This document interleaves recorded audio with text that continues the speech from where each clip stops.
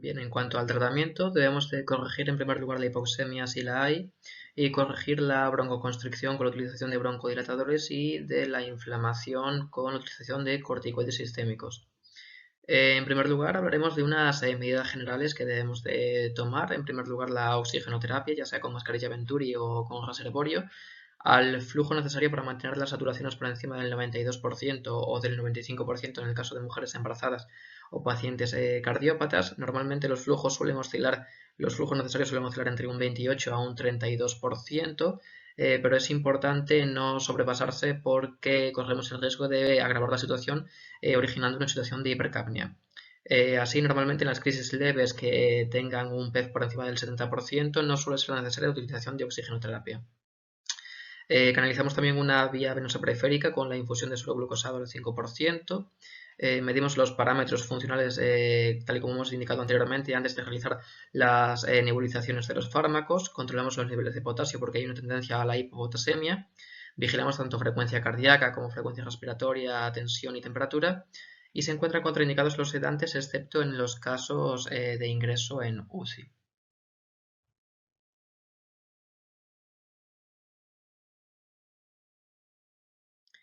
En el caso de las crisis leves, recordemos que son pacientes que tienen unos parámetros funcionales por encima del 70% del valor teórico, con saturaciones por encima del 95% y sin signos de fracaso ventilatorio o de riesgo vital. En estos casos, el tratamiento se basa en la utilización de un beta-adrenérgico de acción rápida junto con la utilización de corticoide por vía sistémica. Se suele utilizar el salbutamol en dosis de 5 miligramos diluidos en 4 mililitros de suero fisiológico por vía inhalada a flujo de unos 6-8 litros por minuto. O como alternativa, en el caso de que utilicemos el salbutamol en suspensión con cámara, la utilización de 2 a 4 pulsaciones cada 20 minutos en la primera hora y seguidas de unas 2 a 4 pulsaciones cada 3-4 horas hasta que remita la exacerbación. Y en cuanto al corticoide sistémico, utilizamos prednisona en las dosis de 0,5 a 1 miligramos kilogramo de peso por 24 horas, con un máximo de 50 miligramos en 24 horas por vía oral, un periodo de tiempo que puede oscilar entre 5 a 10 días, generalmente en una administración que va a ser matutina y en la que se puede realizar una retirada sin suspensión gradual del corticoide.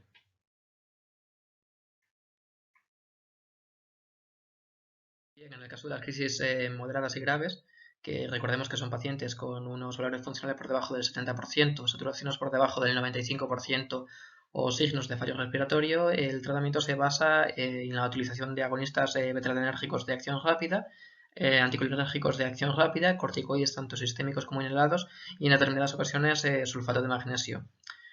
Como agonista beta-adrenérgico se suele utilizar el salbutamol, que se utiliza nebulizado en dosis iguales a las crisis leves. En los casos en los que se utilice cartucho vamos a utilizar de 4 a 8 pulsaciones cada 10-15 minutos. Como anticolinérgico se suele utilizar el bromuro de hipatropio. En las dosificaciones que hemos visto aquí, 1 mililitro de solución de 500 picogramos diluido en 3 mililitros de suero cada 20 minutos o de 4 a 8 pulsaciones cada 10-15 minutos con cámara. La prednisona suelen ser dosis de 50 miligramos cada 24 horas por vía oral. Utilizamos la vía parenteral en los casos de disnea intensa que impida la deglución, en el caso de vómitos o la necesidad de ventilación mecánica. Suelen ser administrados en la primera hora desde el inicio de los síntomas y en el caso de la vía intravenosa lo que vamos a utilizar van a ser de 100 a 200 miligramos de hidrocortisona cada 6 horas. En el caso de los corticoides inhalados suelen utilizarse a dosis altas y asociados a los agonistas beta-adrenérgicos. De elección generalmente es la budesonida. Y por último, el sulfato de magnesio se utiliza en los casos en los que haya una obstrucción muy grave con FEB1 por debajo del 20% por vía intravenosa y en las dosis de unos 2 gramos diluidos en 100 mililitros de suero glucosado al 5% en unos 15 minutos. Por regla general, también hay que tener en cuenta que no se van a utilizar antibióticos de forma sistemática, salvo que se sospeche un proceso neumónico subyacente, al igual que la teofilina tampoco se encuentra recomendada sistemáticamente y la adrenalina únicamente en los casos en los que haya anafilaxia.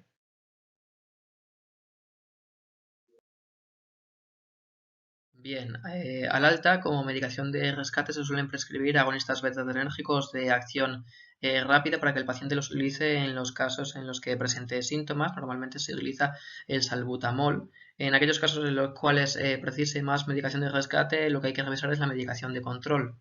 De tal manera que dentro de lo que sería la medicación de control, y como ha explicado anteriormente mi compañero, en el tratamiento del asma pues utilizamos corticoides inhalados, los cuales se pueden utilizar como monoterapia en el caso de las crisis leves, pero normalmente en el resto de crisis suelen estar asociados a agonistas beta-adrenérgicos de acción prolongada, incluso dentro del mismo dispositivo.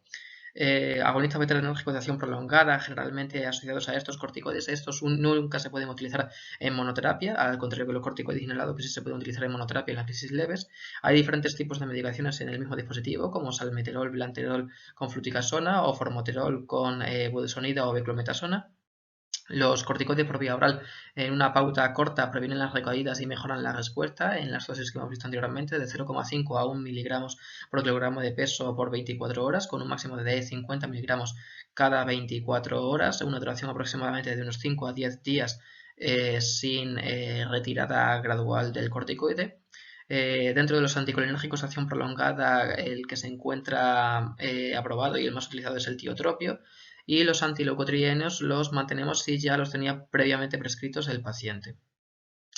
Así, dentro de las recomendaciones al alta, también es necesario que el paciente se vaya a valorar de nuevo, se vaya a revisar de nuevo en menos de 72 horas, o bien por su médico de cabecera o bien en consultas de neumología.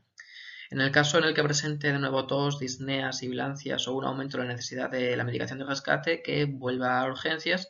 Recomendar evitar los desencadenantes que hayan podido ocasionar el cuadro.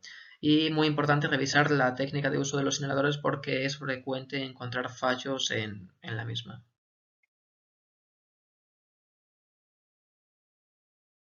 Aquí lo que tenemos es un cuadro resumen de lo que sería la evaluación de la crisis asmática en urgencias. Recordemos que empezábamos con una evaluación inicial de lo que sería la gravedad o una evaluación estática con su exploración física, anamnesis, parámetros funcionales de saturación y otras pruebas complementarias en el caso de que sospechemos cuadros subyacentes. En el caso de una crisis leve con parámetros funcionales por encima del 70% con respecto al valor teórico, utilizábamos métodos de acción rápida y corticoides por vía oral. En el caso de las crisis moderadas o graves con parámetros funcionales por debajo del 70%, vamos a utilizar oxigenoterapia con beta-2 y anticolinérgicos de acción rápida, corticoides sistémicos, sea por vía oral o sea por vía intravenosa, y si hay una mala respuesta valoraremos la utilización de corticoides inhalados, y en el caso de una parada cardiorrespiratoria inminente utilizaremos oxigenoterapia con beta-adrenérgicos o valoración de una necesidad de ventilación mecánica y corticoides por vía intravenosa, y si lo requiere ingreso en UCI. Y posteriormente una evaluación de la respuesta al tratamiento o evaluación dinámica. Volvemos a valorar la exploración física, parámetros funcionales, saturaciones y las pruebas que se hayan podido solicitar de forma complementaria. Si hay una buena respuesta de 1 a 3 horas después con parámetros funcionales por encima del 60%, paciente estable y asintomático, se puede ir de alta con su tratamiento al alta, como hemos explicado anteriormente, con los corticoides sistémicos, corticoides inhalados con sus beta-adrenérgicos de acción prolongada y su medicación de rescate y una cita de revisión. Y en el caso de que tengamos una mala respuesta pasada 1 a 3 horas con parámetros funcionales por debajo del 60%, inestabilidad, paciente que se encuentre sintomático, etcétera, pues puede requerir un ingreso con su oxigenoterapia, con sus eh, agonistas beta-adrenérgicos de acción rápida y anticolinérgicos de acción rápida, corticoides sistémicos, y considerar el sulfato de magnesio en el caso de que sea necesario.